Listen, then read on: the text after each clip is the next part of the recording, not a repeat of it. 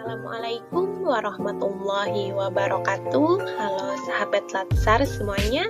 Perkenalkan, nama saya Yanti, NDH 29, Jabatan Analis Pengembangan Karir di BKPSDMD Kabupaten Hulu Sungai Tengah, beserta Latsar CPNS BPSDMD Provinsi Kalimantan Selatan tahun 2021, golongan 3, angkatan 24, kelompok 3. Di sini saya akan mempresentasikan tentang Learning Journal Agenda 3, yaitu tentang peran dan kedudukan PNS dalam NKRI di BKPSDMD Kabupaten Hulu Sungai Tengah yang mencakup tentang manajemen ASN, pelayanan publik, dan WOG atau Whole of Government. Selamat menyaksikan.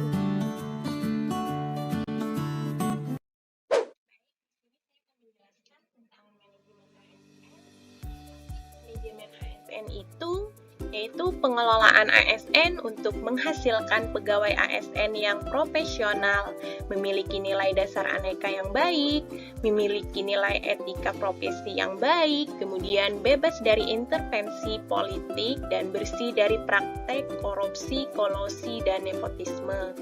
ASN sendiri yaitu terbagi menjadi dua, yaitu ada PNS, pegawai negeri sipil, dan P3K, yaitu pegawai pemerintah dengan perjanjian kerja.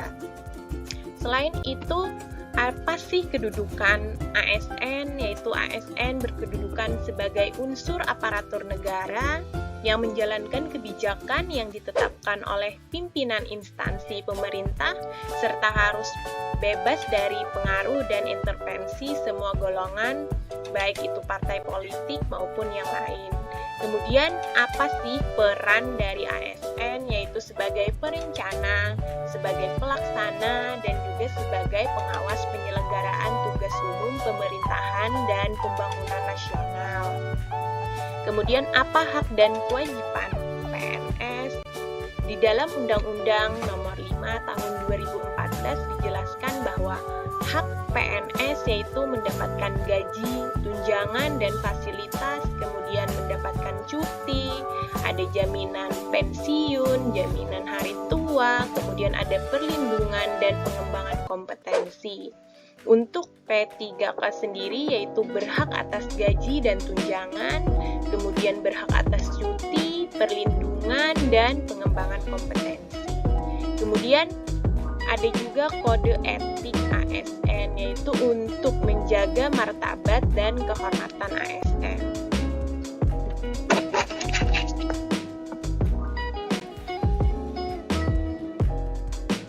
Tentang sistem merit, apa sih sistem merit? Yaitu kebijakan dan manajemen ASN yang berdasarkan kepada kualifikasi, kompetensi, dan kinerja secara adil dan wajar dengan tanpa membedakan latar belakang, baik itu politik, ras, warna kulit, agama, asal-usul, jenis kelamin, maupun status pernikahan dan kondisi kecacatan.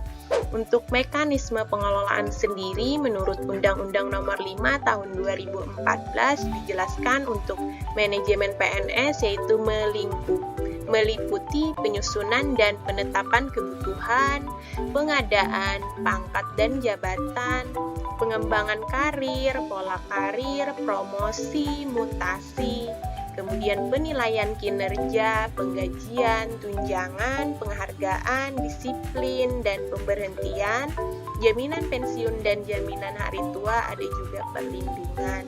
Untuk manajemen PPK sendiri yaitu meliputi penetapan kebutuhan, pengadaan, penilaian kinerja, penggajian dan tunjangan, pengembangan kompetensi, pemberian penghargaan, disiplin, pemutusan hubungan perjanjian kerja, dan perlindungan. Kemudian pengelolaan JPT atau jabatan pimpinan tinggi yaitu terdapat 3, yaitu ada JPT utama, JPT madya, dan JPT pratama. Untuk JPT di kabupaten yaitu terdapat JPT pratama yaitu sekelas eselon 2, kepala dinas ataupun asisten-asisten. Kemudian organisasi sendiri ASN terhimpun dalam wadah Korps Pegawai ASN Republik Indonesia. Kemudian yang terakhir ada sistem informasi. Kemudian selanjutnya yaitu pelayanan publik. Menurut Undang-Undang Nomor 25 Tahun 2009, pelayanan publik merupakan rangkaian kegiatan dalam rangka memenuhi kebutuhan pelayanan sesuai dengan peraturan perundang-undangan, yaitu baik atas jasa, barang, ataupun pelayanan administratif yang disediakan oleh penyelenggara pelayanan publik. Kemudian yang perlu diperhatikan dalam pelayanan publik yaitu yang pertama, unsur penting pelayanan publik yaitu organisasi penyelenggara pelayanan publik, penerima layanan yaitu pelanggan baik itu masyarakat maupun organisasi yang berkepentingan. Kemudian yang ketiga yaitu kepuasan, bagaimana kepuasan yang diberikan ataupun yang diterima oleh pelanggan. Kemudian yang kedua yaitu prinsip pelayanan publik yang prima. Ada 9 prinsip yaitu partisipatif, transparan, responsif, non-diskriminatif, murah dan mudah, efektif dan efisien, aksesibel, kemudian akuntabel dan berkeadilan.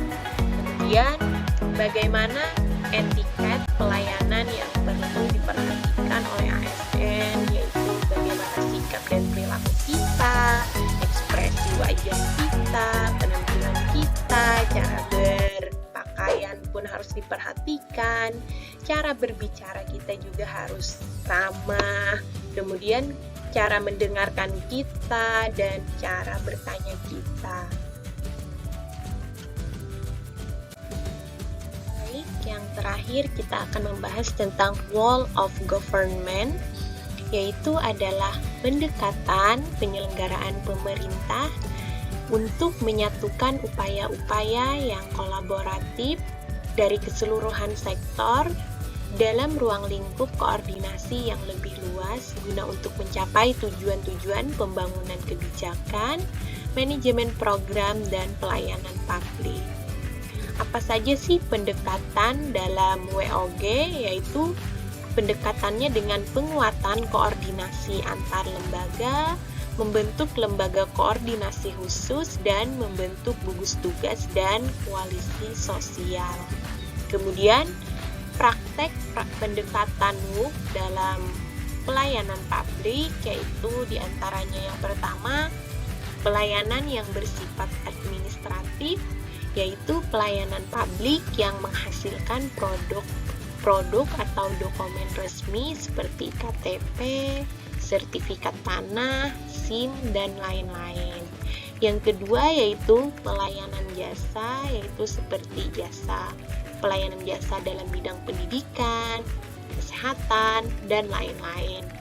Kemudian yang ketiga yaitu pelayanan barang, yaitu seperti perumahan, listrik, air, dan sebagainya. Kemudian yang terakhir yaitu pelayanan regulatif, yaitu pelayanan yang melalui penegakan hukum. Baik, di sini saya akan menjelaskan tentang penerapan manajemen ASN, pelayanan publik, dan role of government di BKPSDMD Kabupaten Hulu Sungai Tengah. Untuk manajemen ASN sendiri, kami telah melaksanakan uji kompetensi, yaitu dengan melakukan penelusuran rekam jejak dan wawancara yang dilakukan oleh panitia seleksi yang telah berpengalaman. Dan semua pegawai negeri sipil di Kabupaten Hulu Sungai Tengah juga berhak untuk melakukan permohonan mutasi maupun melakukan usul kenaikan pangkat selama memenuhi persyaratan. Untuk jabatan fungsional sendiri, biasanya untuk kenaikan pangkat yaitu minimal 2 tahun dalam pangkat. Dan untuk jabatan reguler yaitu minimal 4 tahun dalam pangkat. Kemudian untuk tunjangan sendiri ketika tidak bekerja, ketika cuti ataupun tugas luar, biasanya akan dipotong sesuai dengan peraturan bupati yang telah ada, sehingga tidak adanya kecemburuan dari staf lain yang bekerja. Untuk pelayanan publik sendiri, BKPSDMD Kabupaten Hulu Sungai Tengah membuka loket pelayanan satu pintu untuk memudahkan masyarakat ataupun pegawai negeri sipil melakukan pelayanan kepegawaian. Kami juga melayani dengan cinta, yaitu dengan cepat, inovatif, tanggap, akurat, dan yang pasti selalu ramah.